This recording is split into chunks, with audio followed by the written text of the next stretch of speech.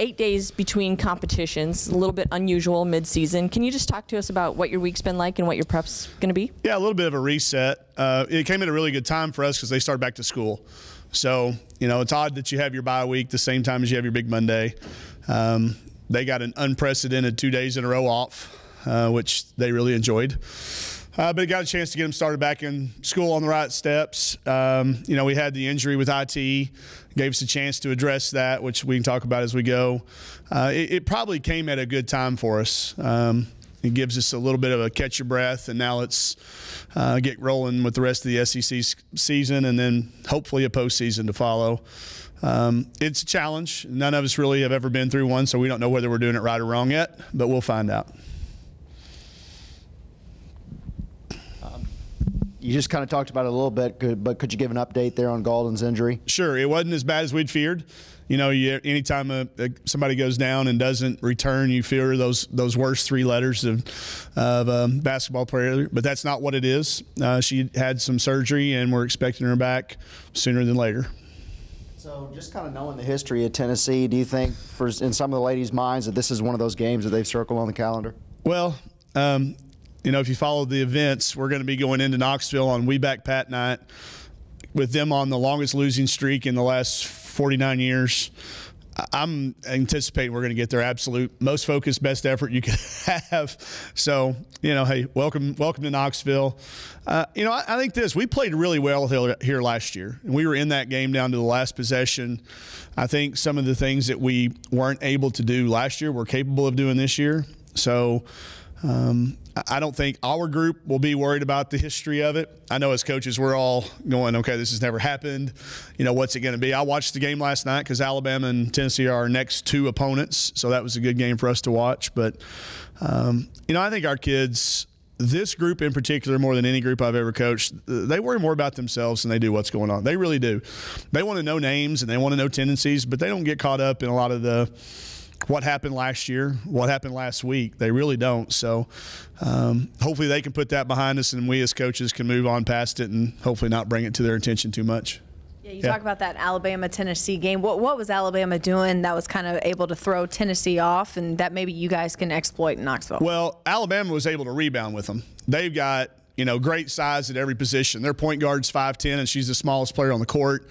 They've got 2 6'1" wing players, a 6'3", 4 player, and a big kid inside. So they coaxed Tennessee into perimeter shots, and when they missed, they rebounded it, and then they ran, and then they made shots. I think we can do 2 of those 3 things. I don't know how big. We're not going to be big enough to out-rebound them like Alabama did. So we'll have to do something different. But I do think we saw some things that we kind of knew already.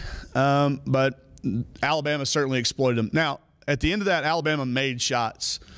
And that's what you have to do to be able to play with those guys, especially in Thompson-Boling. But, I think our kids, like I said, whether they watched it or not, they will understand the game plan and know what we need to do, and that's rebound it. And our effort's been pretty good. We had our guys practice squad back yesterday for our first practice of the year. And, whoops, I apologize. Back for the first time all year. And so that upped the rebounding effort a little bit because you simply have to try harder. And it was better. So if we can do that, I think we can go down there, and I'm confident where we're at as far as shot distribution and shot selection. So we'll have to make a few. But, for us, I would like to tell you we're at the point of our program where you look at Tennessee and you circle that as a win, but, not many people have been able to do that in the last 49 years. Mike, about more than halfway through this year, with the newcomers this year, even those that were here last year but weren't able to play, how have they helped you guys reach last year's win total already? And has it allowed you to coach differently this year than last year? A little faster, yeah. We don't have to, last year everything I said was new. Every terminology, every drill, every thing that we did, every standard that we talked about was new. This year it's not. So we're able to move a little faster. I think it got us ahead. I still go back to the Italy trip a lot. I know I go back to that a lot, but that allowed us to get a whole bunch of stuff out of the way ahead of time before we ever started keeping records. So, the fact that IT and Chelsea were here last year, really gave them a chance to not be newcomers from day one. That helped Lex, I think. I think it helped Roe. And as a result, I think we were able to move a little quicker. We're able to go a little bit deeper. I heard Coach Morris talk a lot about this year about the percentage of their playbook that they put in.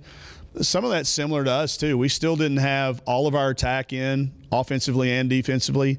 And now I think we're a little deeper in that. I'm really pleased with how we're playing defensively.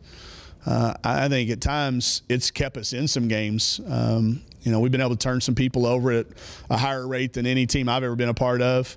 And I like how we're settling in with our rotations.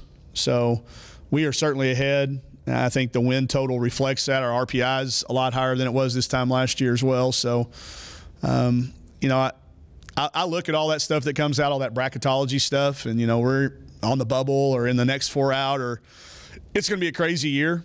So you look at it, you pay attention to it, but you don't dwell on it. Yep.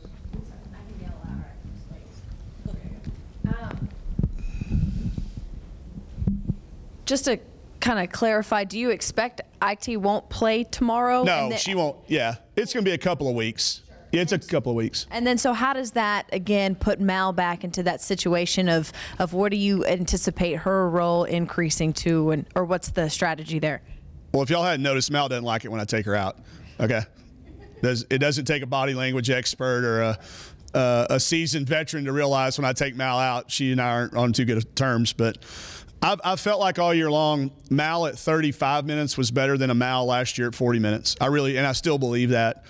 We may need her for 37 or 38, but she's in great shape. I mean, there's no question she can do it.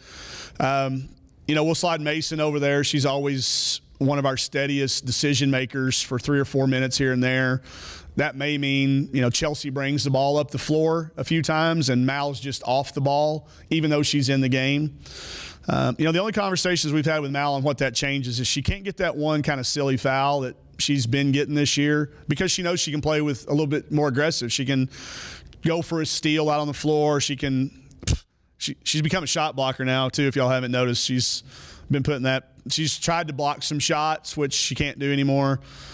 She probably needs to have one less charge. We need her on the floor. Her value of being on the floor would be more valuable than the steal she could make or the charge she could take.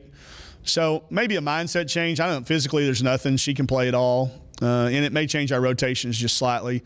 I think in practice, too, they've been going head-to-head against each other. And they've made each of IT and Mal have made each other better. So Amber Ramirez will have to really step up. She loves games after the games and practice. That's her game day. So she'll be fine in filling that role. And I don't know if you've noticed, but the last game against Vanderbilt, Mal had 9 assists. That was a season high for her. So no turnovers either. Yeah, she'll be fine.